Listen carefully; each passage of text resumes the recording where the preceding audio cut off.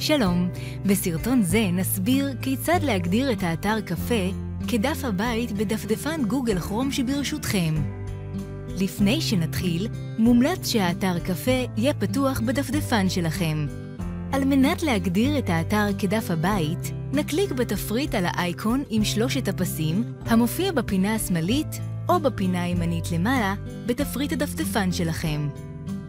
לאחר מכן נקליק על הגדרות או Settings, תחת מראה או Appearance, נסמן בקליק את הצג לחצן דף הבית. ניתן לראות גם למעלה בדפדפן שכפתור הבית נוסף לתפריט.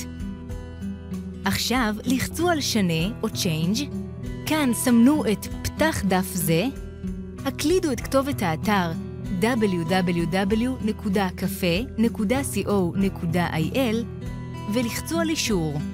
זה הכל, סיימנו.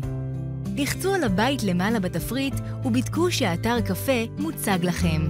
גלישה נעימה.